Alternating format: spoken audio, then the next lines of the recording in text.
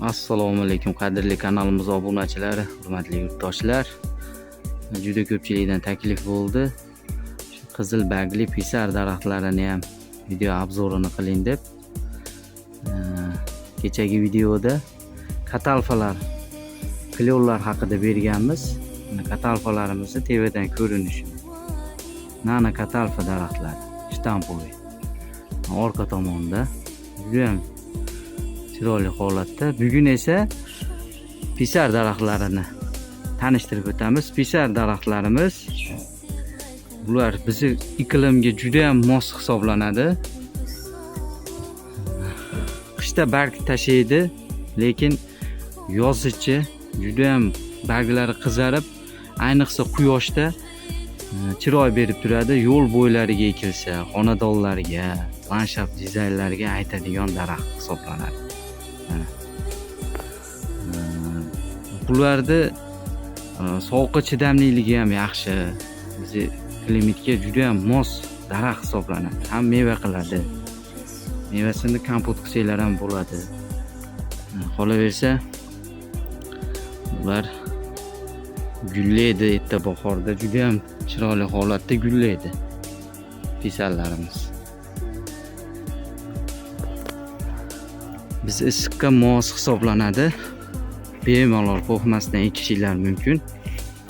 Qadrli yurtdoshlar, mana yaqiniga kelib olamiz pisarlar. Hozir mevalari ham turibdi. Mana meva solgan. Bu yerda skumpiya degan daraxtimiz ham bor, shtampoviy. Bu ham juda ham chiroyli turadi, shtampoviy bo'lib, mana to'lishib. Mana shunday farmirovka qilingan. Bu esa pisarlarning holati. Bo'ylari 1,5-2 metrdan shuna qilib abreska qilib salla holatiga keltirilgan. Buni agar o'stirmoqchi bo'lganlar tek qo'yib beradigan bo'lsa, o'sib daraxt bo'lib ketaveradi. Agar kesib, shakl berib ushlab turilsa ham bo'laveradi. Mana shunday holatda. Hozir yoshi 5 yosh. Bularda 5 yil bo'ldi. 5 yildan beri kesib boramiz, mana qilib quvalaq qilib shaklini berib, mana orasida zon tutlarimiz ham bor. Mana bu yerda ham skumpiya ham bor. Skumpiya daraxti. Bu juda ham zich bo'ladi. Bu ham landshaft dizaynga aytadi. Juda ham chiroyli gullaydi skumpiyamiz.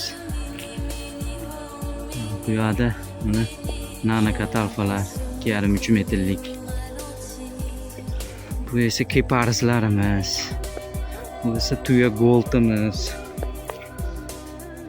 Gold archamiz urug' sopdi. Qadrli yurtdoshlar, yana qanday daraxt, archalar haqida video obzor qilishimizni kommentariyalarga yozib qoldiringlar.